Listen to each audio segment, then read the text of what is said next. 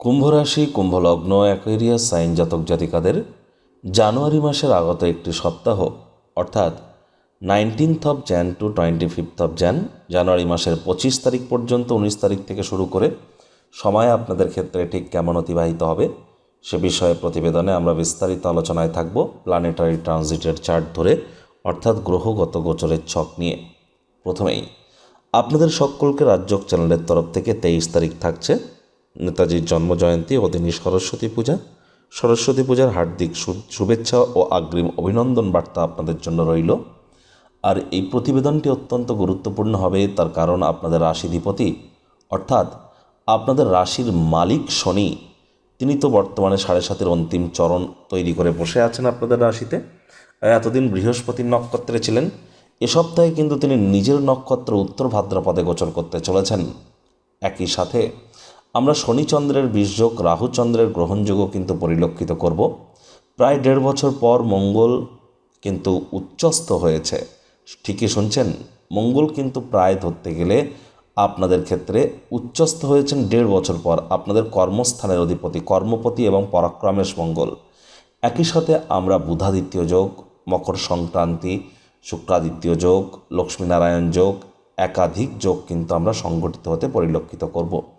তাহলে স্কিপ না করে পুরোটাই শুনুন যদি ভিডিওটির প্রকৃত মর্মার্থ আপনারা উপলব্ধি করতে চান। পরিশেষে যেমন প্রতিকার নিয়ে আলোচনায় থাকি তেমনটি তো আছেই। আলোচনাটি কিন্তু ইন জেনারেল হবে, অর্থাৎ এই পৃথিবীতে যতজন কুম্ভ রাশির জাতক জাতিকা আছেন আলোচনাটি তাদের প্রত্যেকের জন্য। আপনি চাইলে আপনার ব্যক্তিগত গণনা এনি টাইম আমাদের দ্বারাই করাতেই পারেন। এর জন্য স্ক্রিনে কিন্তু আমরা নাম্বার দিয়ে থাকি। শনিবার রবিবার অফিসে এসে ফেস টু ফেস সাক্ষাৎ করতে পারেন, অথবা বাইফোন এনি টাইম কনসালটেন্সি আপনারা নিতেই পারেন। তো চলুন কথা না বাড়িয়ে আলোচনায় প্রবেশ করা যাক। কুম্ভ রাশি, কুম্ভ লগ্ন, অ্যাকুয়ারিয়াস সাইন জাতক জাতিকারা কালপুরুষের রাশিচক্র অনুযায়ী 11তম রাশির আন্ডারে আপনারা পড়েন। আপনাদের রাশিধিপতি গ্রহরাজ শনি মহারাজ। আর স্ক্রিনে আপনারা যে চার্টটি দেখতে পাচ্ছেন এটি কুম্ভ রাশির জাতক জাতিকাদের 2026 সালের 19 জানুয়ারি আপনাদের গ্রহগত গোচরের ছক ঠিক এমনটিই কিন্তু দেখাবে। ফার্স্ট হাউস যেখানে 11 লেখা আছে, গুলিয়ে ফেলবেন না, এটি কিন্তু আপনাদের ফার্স্ট হাউস, যেখানে রাহু চন্দ্রের গ্রহণযোগ তৈরি হচ্ছে 21 তারিখ থেকে 23 তারিখ পর্যন্ত। তবে আমি চন্দ্র কিন্তু সপ্তাহের শুরুতে এখানে থাকবে না, একটি ঘর পিছিয়ে থাকবে। এখানে দেখিয়েছি তার কারণে গ্রহণযোগের কারণে। রাহুর নিজের নক্ষত্র শতবিশা নক্ষত্রে গোচর করবে। শনি কিন্তু থাকতে চলেছে কোথায়? আপনাদের 12th হাউস যেখানে লেখা আছে ওটিই কিন্তু আপনাদের সেকেন্ড হাউস আদতে, অর্থাৎ দ্বিতীয় ঘর, পরিবার, বাণী, অর্থের ভাব। 7.5-এর অন্তিম চরণ চলছে। শনি পূর্ব ভাদ্রপদ নক্ষত্রে গোচর করছে, তবে 20 তারিখে শনি নিজের নক্ষত্র উত্তর ভাদ্রপদে গোচর করে যাবে। আর শুক্রবার থেকে রবিবার পর্যন্ত শনিচন্দ্রের বিষযোগ আমরা পরিলক্ষিত করব। গুরু বৃহস্পতি নিজের নক্ষত্র পুনর্বসুতে অতিচারী হয়েছেন 7.5 বছরের জন্য এবং বক্রিয় আছেন আপনাদের ত্রিকোণভাবে। কেতু পূর্ব ফাল্গুনী নক্ষত্রে আপনাদের সপ্তমভাবে গোচর করছে।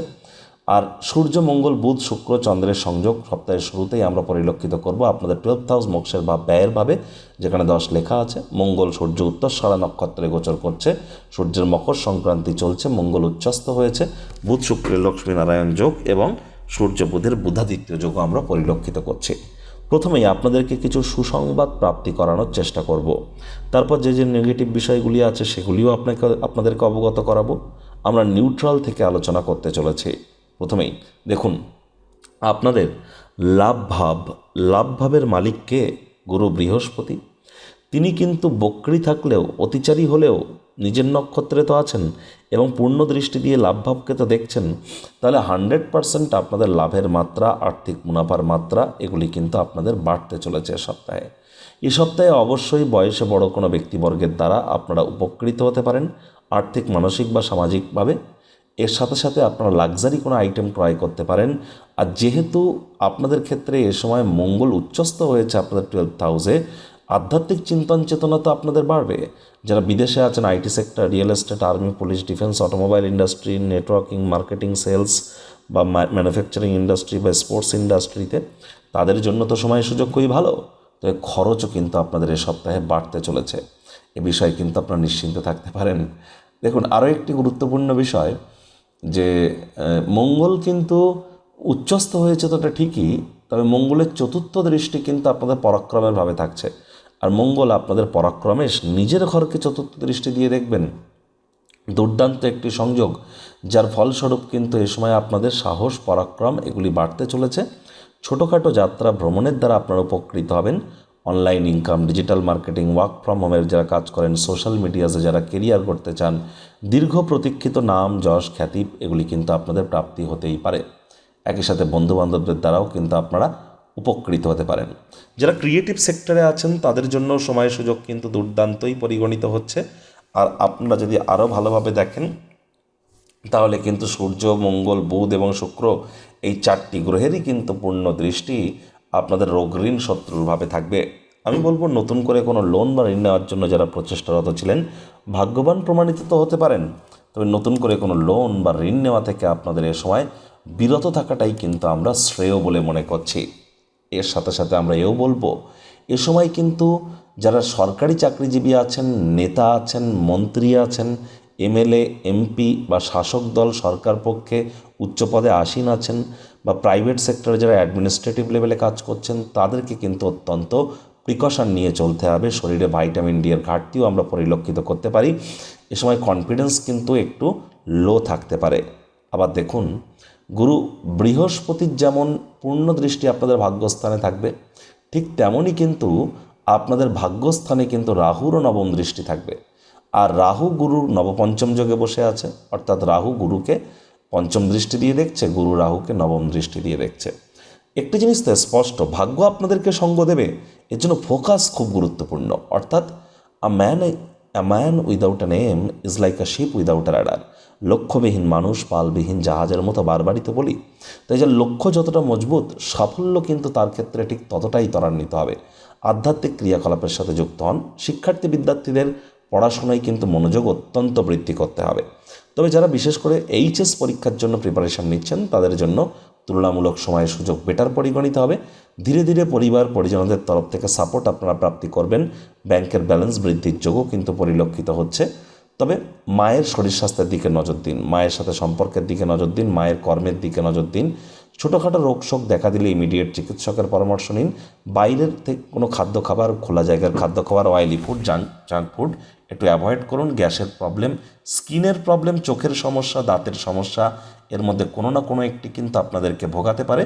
দাম্পত্য জীবনে আপনি কোনো না কোনো কিছু হয়তো দীর্ঘদিন ধরে ত্যাগ করে চলছেন, এটি আপনাদের ক্ষেত্রে বর্তমানে ভালো।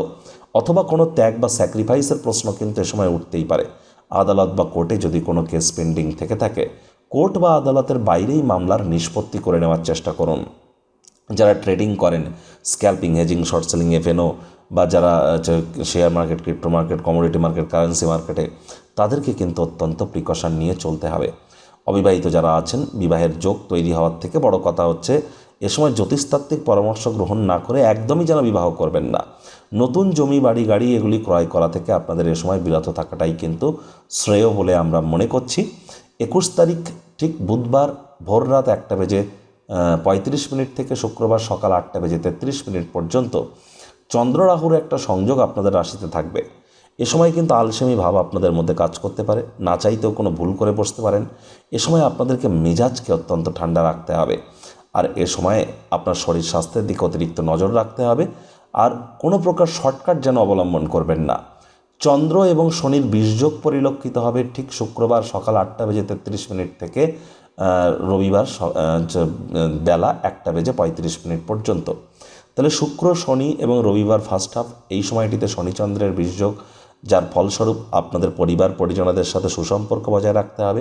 মাত্রা অতিরিক্ত খরচ যাতে না হয় সেদিকে আপনাদেরকে নজর রাখতে হবে। সাবধানে গাড়ি ঘোড়া চালাতে হবে, শরীরে চোট আঘাত লাগতে পারে। শ্বশুর শাশুড়িদের শরীর স্বাস্থ্যের দিকে, পরিবারের সদস্যদের শরীর স্বাস্থ্যের দিকে অতিরিক্ত যত্ন এ সময় প্রদান করুন। আর অহেতুক তর্ক বিতর্ক যেন করবেন না। লং ডিস্টেন্স জার্নি, দূরবর্তী যাত্রা ভ্রমণকে এ সময় অ্যাভয়েড করাটাই কিন্তু আপনাদের ক্ষেত্রে আমরা শ্রেয় বলে মনে করছি। প্রতিকার স্বরূপ আলোচনা করতে গিয়ে আপনাদেরকে বলবো, স্ক্রিনে আপনারা দেখতে পাচ্ছেন নবগ্রহ বীজমন্ত্র। পারলে 9টি গ্রহকেই শান্ত রাখবার জন্য এই নবগ্রহ বীজমন্ত্র প্রতিদিন আপনারা 108 বার করে জপ করুন। একবার মুখস্থ হয়ে গেলে মাত্র 10 থেকে 15 মিনিট লাগে। এটি মনুষ্য জাতির সৃষ্টি নয়, স্বয়ং ব্রহ্মদেবের সৃষ্টি, যা কখনো অনর্থ হতে পারে না। ভুলভাল উচ্চারণ করলেও কোনো নেগেটিভ ইম্প্যাক্ট পড়ে না। একই সাথে আপনি 9টি গ্রহকে শান্ত রাখতে পারছেন, এর থেকে বেটার কিন্তু আর কিছু হতেই পারে না।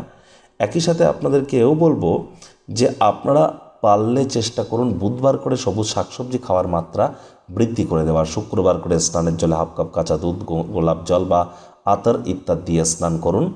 যতটা সম্ভব আপনাদের সাবধানে গাড়ি ঘোড়া চালানো যায়। যারা দীক্ষা নেননি ইমিডিয়েট দীক্ষা নিন, বৃহস্পতি অতিচারী হয়েছেন তারাই কিন্তু প্রোটেক্টেড থাকবেন। আর এখানে দেখুন 2026 সাল যোগ করে দেখবেন, করে সিঙ্গেল ডিজিটে আসবেন, দেখলে 1 নম্বর বছর হবে। গুরুত্বপূর্ণ একটি বছর, কারণ বছর তো 9টি হয়ে থাকে, সংখ্যাও 9টি, বছরও 9টি, গ্রহও 9টি। আর এই 9টি বছরের মধ্যে 2026 সাল কিন্তু প্রথম বছর 9 ইয়ার সাইকেলের, অর্থাৎ এই বছরেই কিন্তু বলে দেবে যে আগত 9টি বছর আপনার ঠিক কেমন অতিবাহিত হবে। গুরুত্বপূর্ণ একটি বছর। আর এবছরে সূর্য রাজা মঙ্গল মন্ত্রী। আর আপনারা অবশ্যই আমাদের চ্যানেলে কিন্তু কুম্ভ রাশির জাতক জাতিকাদের জন্য 30-40 মিনিটের বিস্তারিত আলোচনা সহ আপনাদের জীবনের প্রতিটি ক্ষেত্র নিয়ে বৈদিক জ্যোতিষ, লাল কিতাব, সংখ্যাতত্ত্ববিদ্যা এবং বাস্তুশাস্ত্রকে কম্বাইন করিয়ে আলোচনা কিন্তু করা হয়েছে। সময় সুযোগ বুঝে দেখে বা শুনে নিতে ভুলবেন না। স্ক্রিনে তো আপনারা লিঙ্ক দেখতেই পাচ্ছেন, এখান থেকেও ক্লিক করে চলে যেতে পারেন। তো বন্ধুরা, প্রতিবেদনটি আপনাদের ঠিক কেমন লাগলো, আপনাদের সুচিন্তিত মতামত আশা করি আপনারা নিচের কমেন্ট বক্সে লিখে জানাবেন। ভালো লাগলে একটি লাইক করতে ভুলবেন না। এই আশা রেখে আমি আমার বাণীকে এখানেই বিরাম প্রদান করছি। সংসারে অশান্তি, প্রেমে বাধা বা বিবাহে অনিশ্চয়তা, ব্যবসাতে ক্ষতি বা চাকরিতে ডামাডোল, অসুস্থতা, দুঃখ, দারিদ্রতা থেকে কিছুতেই রেহাই মিলছে না, পরীক্ষায় ফেল, তাহলে আর দেরি কেন? জীবনের যাবতীয় সমস্যার সমাধান করব আমরা। বাস্তুশাস্ত্র, সংখ্যাতত্ত্ববিদ্যা, লাল কিতাব, বৈদিক জ্যোতিষশাস্ত্র, কৃষ্ণমূর্তি প্রভৃতি পদ্ধতিতে জন্মছক বিচার করা হয়। প্রয়োজন অনুভব করলে স্ক্রিনে ফ্ল্যাশ হওয়া নম্বরে যোগাযোগ করতেই পারেন।